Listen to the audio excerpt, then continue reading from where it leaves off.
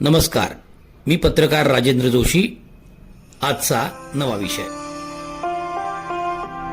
एखाद्या सर्वसामान्य माणसाने बँकेचा 2 महिन्यांचा हप्ता बुडवला तर रिकव्हरी एजंट्स आणि पोलिसांच्या नोटिसा दुसऱ्या दिवशी त्याच्या दारात थडकतात. हो, आणि कुणाला काहीच कसं वाटत नाही. अगदी. कोट्यावधींची बेनामी संपत्ती गोळा करतात आणि आश्रमाच्या नावाखाली निष्पाप महिलांचे अमानुष लैंगिक शोषण करतात. आश्चर्य म्हणजे राज्याच्या कायदा आणि सुव्यवस्थेचा कणा असलेली आपली गुप्तचर यंत्रणा, ज्याला आपण इंटेलिजन्स म्हणतो, ती वर्षानुवर्षे यावर डोळ्यांवर पट्टी बांधून बसते. द डिबेटमध्ये आपले स्वागत आहे.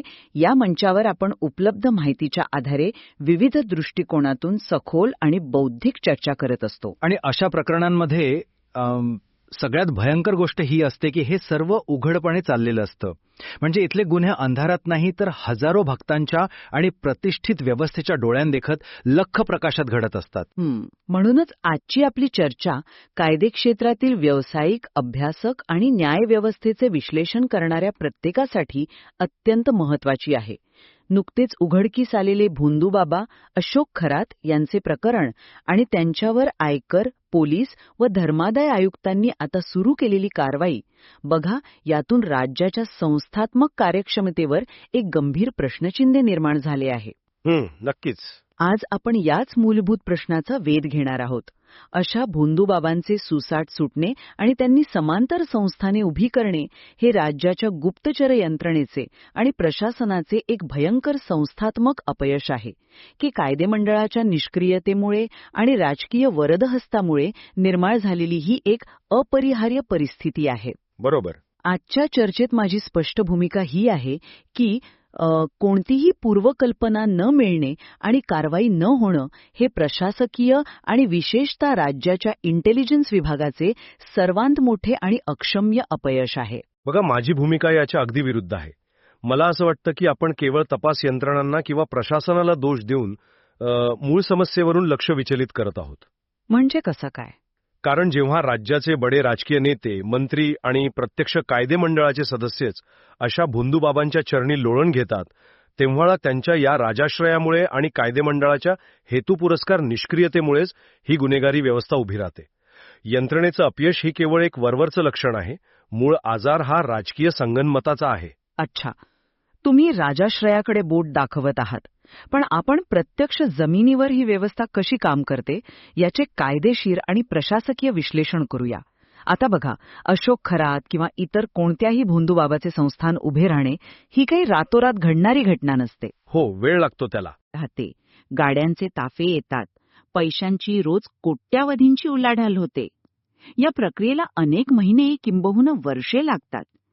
आता प्रत्येक पोलीस स्टेशनमध्ये गुप्तवार्ता संकलनासाठी बीट मार्शल आणि स्थानिक खबऱ्यांचे जाळे असते. जर राज्याच्या इंटेलिजन्स विभागाला या गुन्ह्यांचा आणि बेकायदेशीर संपत्तीचा थांगपत्ता लागत नसेल तर हे सार्वजनिक सुरक्षेच्या दृष्टीने भयानक आहे. जर असे उघड सामाजिक अन्याय आणि समांतर अर्थव्यवस्था या यंत्रणेच्या नजरेत येत नसतील तर हीच यंत्रणा भविष्यात देशविरोधी किंवा दहशतवादी कारवाया कशा उघडकीस आणणार?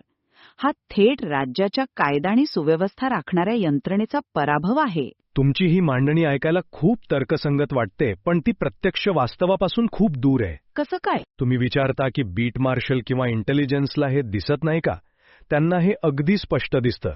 एखाद्या झोपडपट्टीत 10 बाय 10च्या खोलीत कोण गावठी दारू विकतो हे ज्या हवालदाराला माहिती असतं, त्याला 50 एकरांवर उभा राहिलेला बेकायदेशीर आश्रम दिसणार नाही असं मानणं हा भाबडेपणा आहे. मग ते कारवाई का करत नाहीत? कारण ते पाहतात. पण जेव्हा त्याच आश्रमाबाहेर राज्याच्या कॅबिनेट मंत्र्याची किंवा बड्या आमदाराची गाडी उभी असते तेव्हा त्या बीट मार्शलची पेन तिथेच थांबते. हे बाबा राजकीय नेत्यांसाठी मते गोळा करणारी एक आउटसोर्स्ड यंत्रणा असते. बाबा नेत्यांना आयती, मानसिकदृष्ट्या गुलाम झालेली वोट बँक देतो आणि बदल्यात नेता बाबाला पोलिसांपासून अभय देतो. हे एक परिपूर्ण व्यावसायिक बार्टर सिस्टीम आहे. त्यामुळे यंत्रणा अक्षम नाही, ती जाणीवपूर्वक अंध केली गेली आहे. तुम्ही म्हणताय राजकीय नेत्यांमुळे यंत्रणा अंध होते, पण एक कायदे तज्ज्ञ म्हणून मी हा युक्तिवाद अजिबात मान्य करू शकत नाही. एखाद्या मंत्र्याने बाबाच्या पायावर डोके ठेवले म्हणजे भारतीय दंडसंहितेची आयपीसीची कलमं अचानक पुसली जात नाही. कलमे पुसली जात नाहीत, पण एक मिनिट, अशोक खरात सारखे बाबा लोकांच्या मानसिक दुर्बलतेचा फायदा घेतात आणि महिलांचे लैंगिक शोषण करतात. फसवणूक, खंडणी आणि बलात्कार हे गंभीर दखलपात्र गुन्हे आहेत. जर उद्या तिथे खून झाला तर पोलीस एफआयआर दाखल करण्यासाठी मंत्र्यांची परवानगी घेणार आहेत का? नाही, खुणाच्या बाबतीत कदाचित नाही. पण मग कायद्याचे राज्य हे कोणानी त्याच्या मर्जीवर चालत नाही. पोलीस अधीक्षक किंवा गुप्तचर प्रमुखांनी स्वतःहून म्हणजे सुओ मोटो दखल घेऊन कारवाई करणं अपेक्षित असते. तसे न करणे हे त्यांच्या प्रशासकीय भित्रेपणाचे आणि कुचकामीपणाचे लक्षण आहे. आपण राजकीय नेत्यांना ढाल बनवून प्रशासनाचा या भयंकर बेजबाबदारपणाला मुभा देत आहोत. कायदा पुस्तकातून पुसला जात नाही हे खरे आहे, पण तो कायदा राबवणारे हात कुणाचे आहेत? ते हात प्रशासकीय अधिकाऱ्यांचे आहेत आणि त्या हातांना राजकीय दोऱ्यांनी बांधलेलं आहे. तुम्ही प्रशासकीय भित्रेपणा म्हणता, पण याला जबाबदारीची उतरंड किंवा हायरार्की ऑफ अकाउंटेबिलिटी म्हणतात.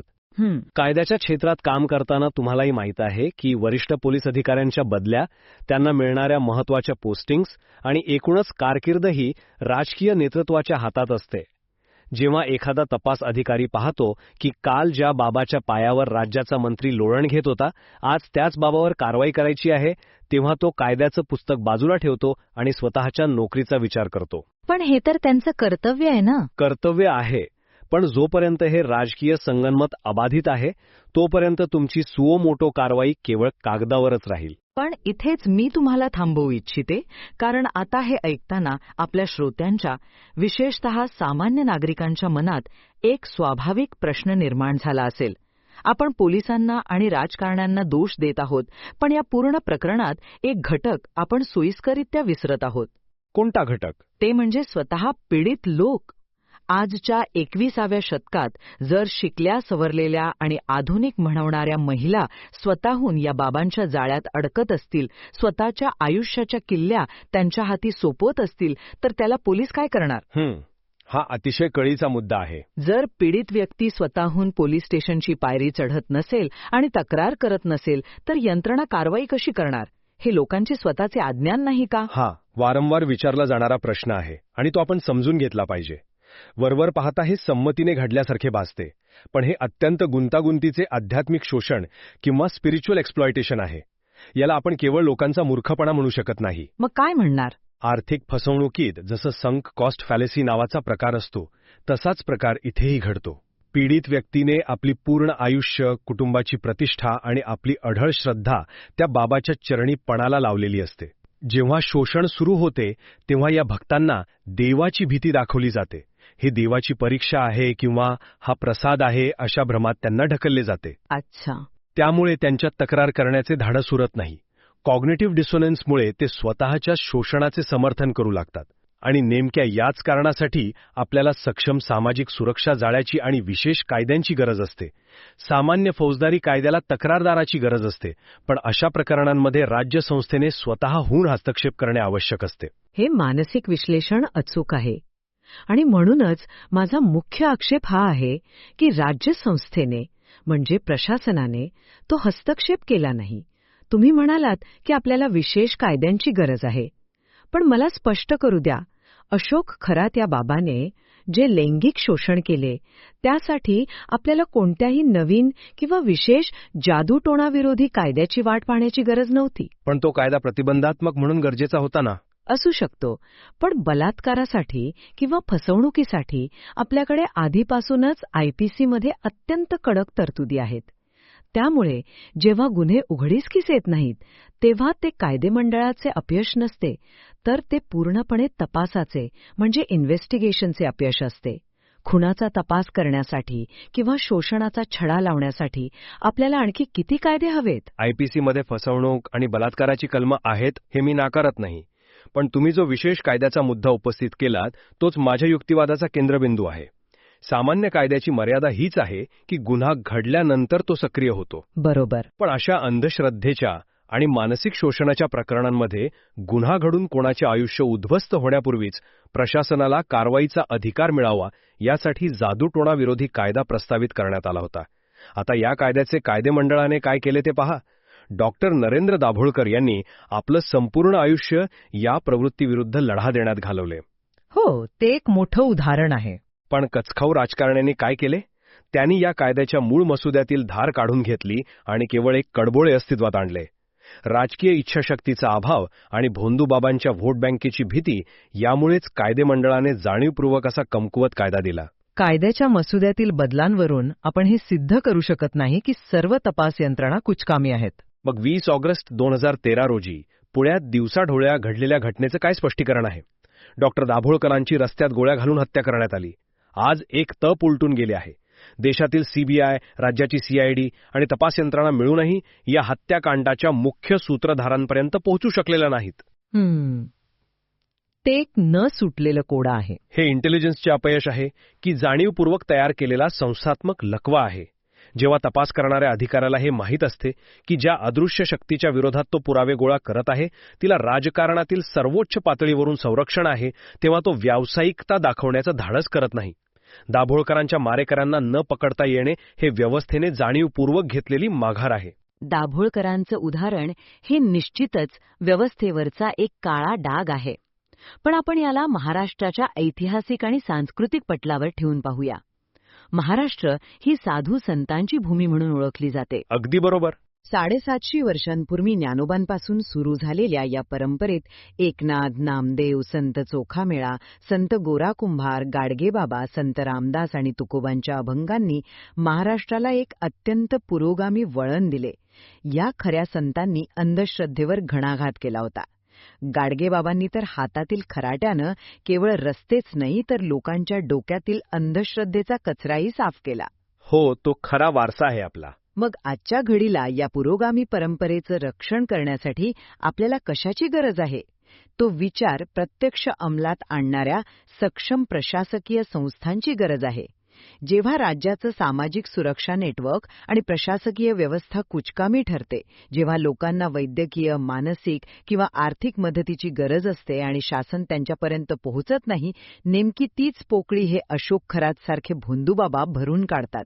हे प्रशासनाचं, संस्थांचं पूर्ण पतन आहे. तुम्ही जो ऐतिहासिक संदर्भ दिलात तो अतिशय समर्पक आहे, पण त्यातून निघणारा निष्कर्ष वेगळा आहे.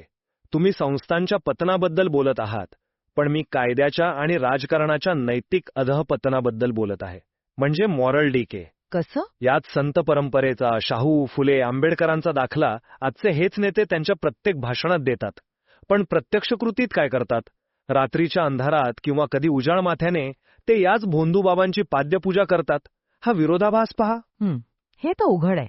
जेव्हा राज्याचे कायदे बनवणाऱ्या हातच वैचारिकदृष्ट्या भ्रष्ट होतात तेव्हा प्रशासकीय संस्था आपोआप कुचतात. पुरोगामी महाराष्ट्रात आज भोंदूबाबा थैमान घालत आहेत, कारण या दांभिकतेमुळेच त्यांना कायदेशीर संरक्षण मिळते. संस्था कुचकामी नाहीत, त्यांना कुचकामी बनवले गेले आहे. पण मग तुमच्या युक्तिवादातील एक मोठी विसंगती मला दाखवून देऊ द्या. तुम्ही म्हणताय की नेत्यांमुळे संस्था कारवाई करत नाहीत. मग अशोक खरातच्या बाबतीत अचानक काय झाले? काय झाले म्हणजे? तोपर्यंत सर्व यंत्रणा शांत होत्या, पण जसा माध्यमांचा दबाव वाढला, बातम्या सुरू झाल्या, तशी लगेच आयकर विभाग, पोलीस आणि धर्मादाय आयुक्तांच्या कार्यालयाची चक्रे फिरू लागली. धाडी पडली, FIR दाखल झाली. यथावकाश त्याचे ते तथाकथित संस्थान खालसा होईल आणि तो तुरुंगात जाईल. हे सर्व कसे घडले? जेव्हा सार्वजनिक संतापाचा दबाव निर्माण होतो तेव्हा याच यंत्रणा अचानक कार्यक्षम कशा होतात?